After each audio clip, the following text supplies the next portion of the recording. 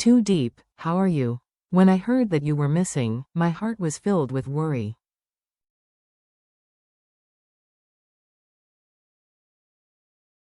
Seeing you now, safe and sound, I feel so relieved. I have been through so much, but now I am here, and I bring something for you and for James, something I hope you will receive when you two get married.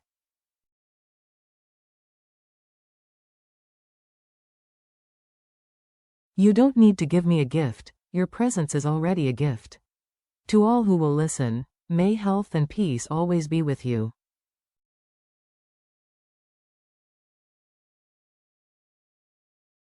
In life's journey, sometimes the most unexpected moments leave the deepest impression on the heart.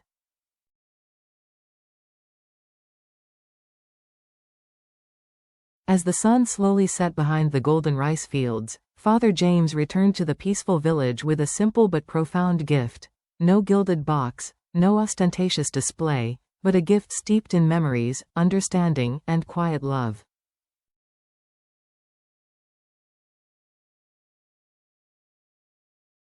.45, in Too Deep's trembling hands, she felt the silent weight of all the things left unsaid.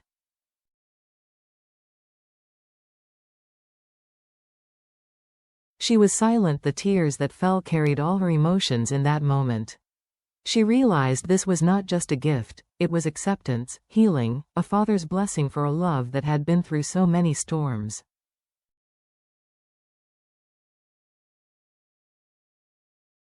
Dusk fell. Cicadas chirped in the warm air. 1:29, a figure trudged down the dusty path toward her modest home. James, unexpectedly returned.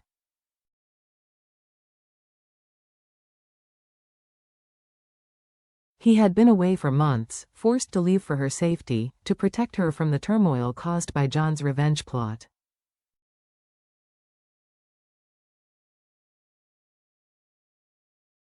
Rumors spread throughout the village: disgrace, scandal, arrest. But Too Deep remained steadfast.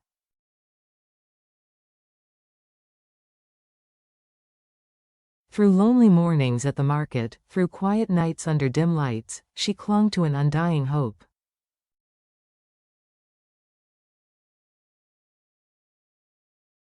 That evening, as she stood at the door, holding a basket of fresh eggplants, she did not think of him.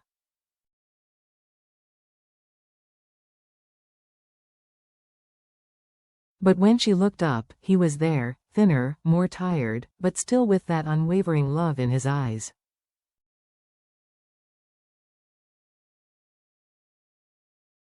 Her hands froze, the basket slipped away. "James," she whispered, her voice choking.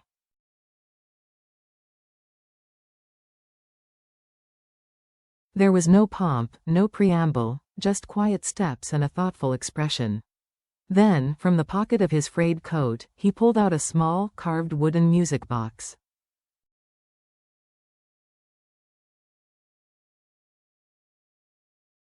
.251, on its face, flowers and the initials, TDJ.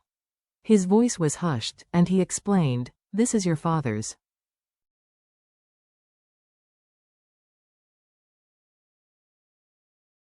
"I found it near the old house that burned down in the fields. He must have hidden it before the fire."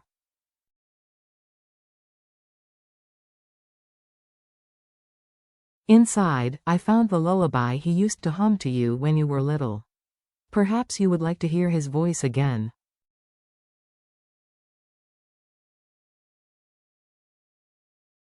Yi took a breath, turned the keys. The delicate melody vibrated in the twilight like a message from the past.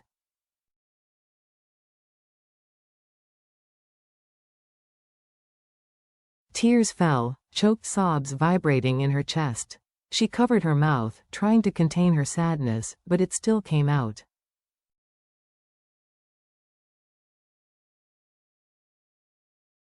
This was more than a gift, it was a bridge to something she thought was lost forever, brought back by James without any expectations, only love and understanding.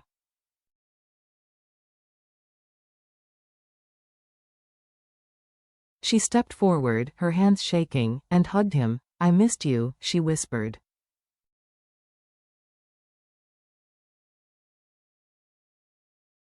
How many times, he replied hoarsely. They held each other as the music faded, under a backdrop of twinkling stars.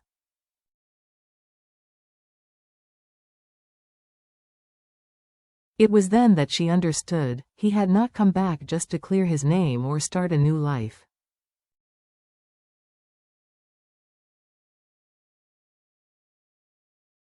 He had come to heal her heart. In the dim light of the cabin, they sat together, the music box silent but its echoes lingering like a ghost of love and memory.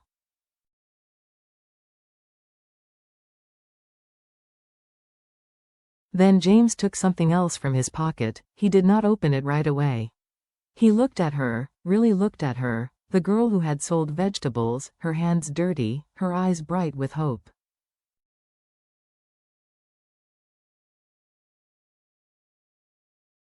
The woman who had stayed when the world trembled against them. When I left, he said softly but with determination, I wasn't just fighting to restore my name.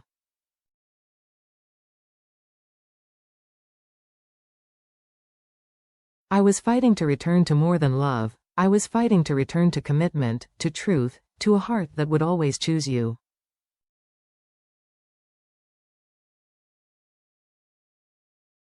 He opened a small velvet box.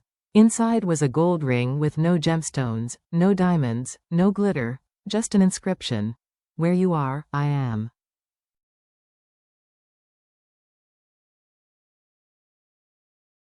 Diep's hand rose to her lips, her breath catching. Life will never be perfect, James said softly.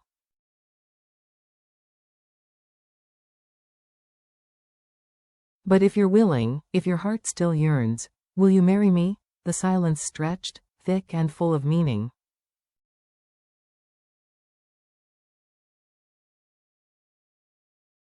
"6:13, finally, she whispered yes, and tears of happiness fell. He slipped the ring onto her finger.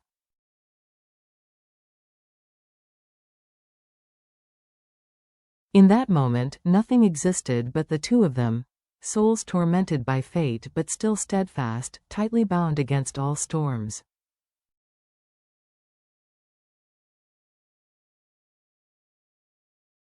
Outside, banana leaves rustled, the stars twinkled softly, as if the universe were sighing softly.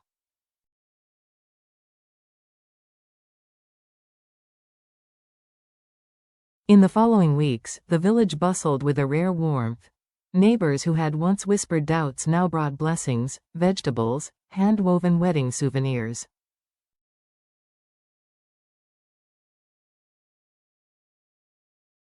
Each dawn, Diep walked through the fields with a lighter soul, tending the crops, the gold ring sparkling in the sunlight.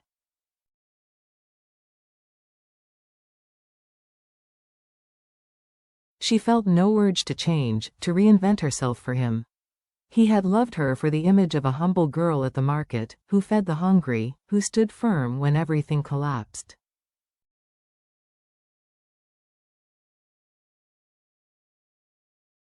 James, too, had rebuilt his career, not with pride but with a clear purpose. He had transferred control of his business to be closer to her.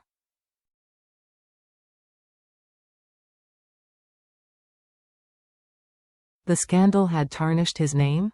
John's crimes had been exposed, justice had been served.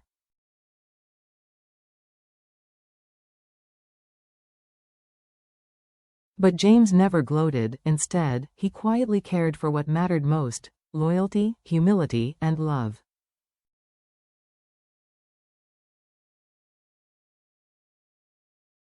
One afternoon, just before the wedding, James approached Diep's daughter, by the beloved tree by the stream where their dreams had blossomed.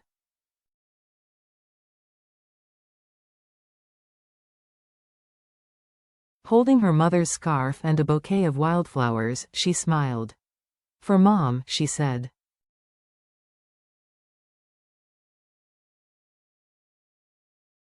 James knelt beside her. "I hope I can make her proud. I hope I can make you proud."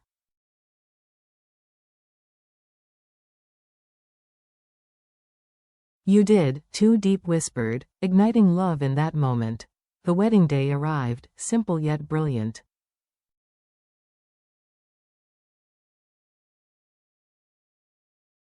Lanterns hung from the bamboo trees, casting a warm golden light across the fields.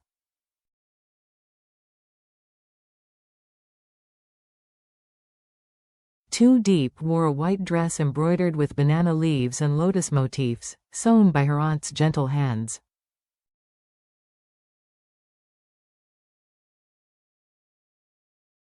James, in a simple suit and a slightly askew tie, stood humbly before her, his heart pounding.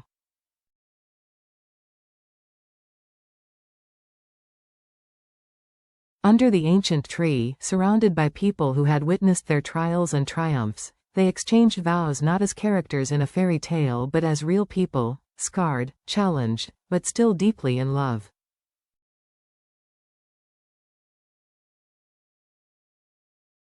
When the ceremony ended, James took Diep in his arms and led her across the dirt road where she had once sold eggplants.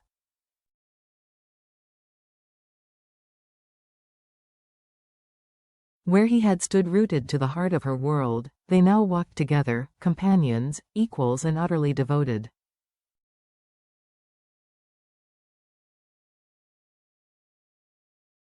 As the stars twinkled above, they knew this: no storm, no whisper of scandal or fear could break them.